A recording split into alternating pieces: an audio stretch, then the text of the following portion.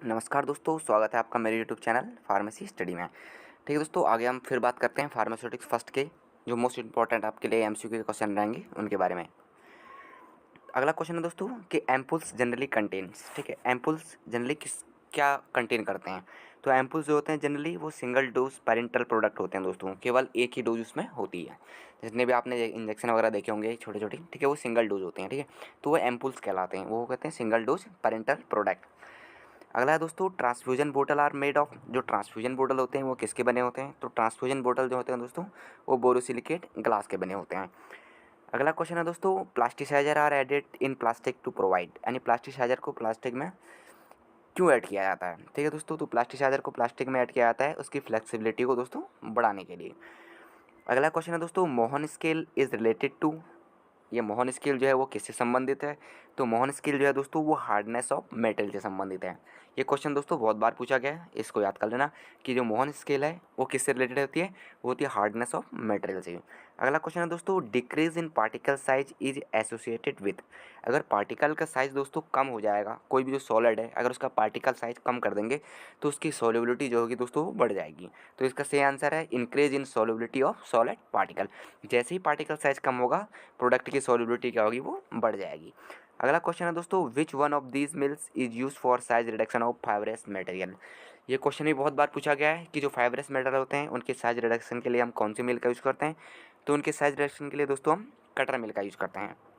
उसी तरह अगला क्वेश्चन है दोस्तों output of size reduction machine is related to, यानी जो साइज रिडक्शन वाली मशीन है उसका आउटपुट जो होता है वो किस पे रिलेटेड करता है।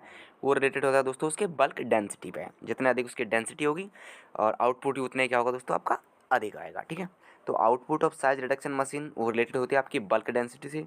अगला क्वेश्चन है दोस्तों बहुत बार पूछा गया है कि hammer mill work on the principle of. Hammer mill कौन से प्रिंसिपल पे काम करती है दोस्तों। तो हैमर मिल काम करती है आपकी इम्पैक्ट पे। ये क्वेश्चन बहुत बार पूछा गया है कि हैमर मिल कौन से प्रिंसिपल पर काम करती है। तो हैमर मिल काम करती है आपकी इम्पैक्ट पे। अगला क्वेश्चन है दोस्तों roller mill work on the principle of. Roller mill कौन से प्रिंसिपल पर काम करती है। तो रोलर मिल आपका दोस्तों कंप्रेशन मेथड पे क्या करती है, काम करती है।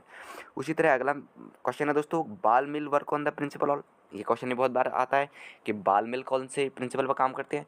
तो बाल मिल दोस्तों आपका एट्रेशन एंड इम्पैक्ट दोनों पर काम करते हैं। अभी हमने बात करी हैमर मिल की, वो इम्पैक्ट पर काम कर रही थी। बाल मिल किस पर काम कर रही है, एट्रेशन एंड इम्पैक्ट पे। अगला क्वेश्चन है दोस्तों which one of this mill is used for getting very fine powder.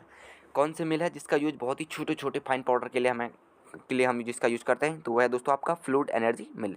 बहुत इंपॉर्टेंट क्वेश्चन है कि अगर हमें वेरी फाइन पाउडर प्राप्त करने हैं तो हम कौन से मिल का यूज़ करेंगे, फ्लूइड एनर्जी मिल का दोस्तों। उसी तरह roller mill use for milling of ointment work on the principle. इसने बता दिया है कि रोलर मिल का यूज़ क्या आता है ऑइंटमेंट को मिलिंग करने के लिए। कई बार पूछा ऐसे भी क्वेश्चन आ जाता है कि ऑइंटमेंट को मिलिंग के लिए कौन से मिल का यूज़ करते हैं। तो हम वहाँ पर ऑप्शन होगा हमारा रोलर मिल का यूज़ करते हैं। लेकिन ये कह रहा है कि रोलर मिल यूज़ होती है ऑइंटमेंट को मिलिंग के लिए, लेकिन वो कौन से प्रिंसिपल पर काम करते हैं। तो वो काम करते हैं दोस्तों आपके एट्रेशन पे।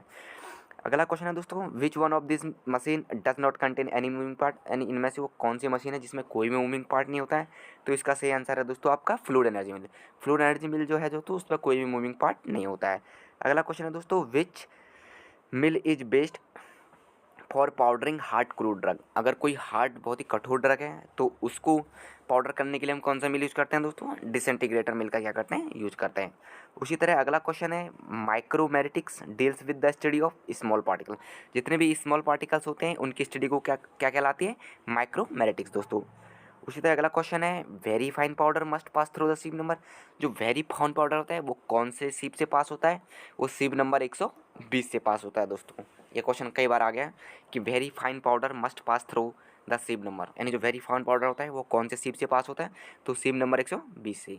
उसी तरह अगला क्वेश्चन है द लिमिट ऑफ सीप नंबर फॉर कोर पाउडर्स। उसी तरह जो कोर पाउडर हैं वो कौन से सीप से पास होते हैं दोस्तों, वो होते हैं 10/44। ठीक है, जो 10/44 जो सीप होगा उस सीप से जो पाउडर पास होंगे उन्हें हम कहेंगे कोर्स पाउडर। उसी तरह जो मॉडरेटेड फाइन पाउडर होते हैं वो कौन से सीप से पास होते हैं दोस्तों, वो होते हैं सीप नंबर 44 से। ठीक है, ये 100% आएंगे कि वेरी फाइन पाउडर कौन से सीप से पास हो रहा है, 120 से। जो कोर्स पाउडर है वो कहाँ से हो रहा है, 10/44 से। और जो मॉडरेटेड फाइन है वो हो रहा है सीप नंबर 44 से। उसी तरह सीप नंबर 10 कंटेन, कई बार ये क्वेश्चन पूछा जाता है कि सीप नंबर 10 किस किस चीज़ से मिलकर बना होता है। तो जो सीप नंबर 10 होता है दोस्तों उसमें 10 मैस होते हैं पर इंच इन ईच डायरेक्शन में। ठीक है, क्या होते हैं, 10 मैस पर इंच इन ईच डायरेक्शन। अगला क्वेश्चन है दोस्तों, the rate of filtration is expressed in form of, rate of filtration को किसके लॉ द्वारा एक्सप्रेस किया जाता है? तो वो क्या आता है दोस्तों, आपका डेक्सी लॉ द्वारा। ठीक है दोस्तों, इसकी जो अगली सीरीज होगी वो मेरी नेक्स्ट वीडियो में आप उसको देखेंगे। इसी प्रकार के और बेहतर वीडियो देखने के लिए आप मेरे यूट्यूब चैनल फार्मेसी स्टडी को दोस्तों लाइक और सब्सक्राइब करना ना भूलें। तब तक के लिए दोस्तों धन्यवाद।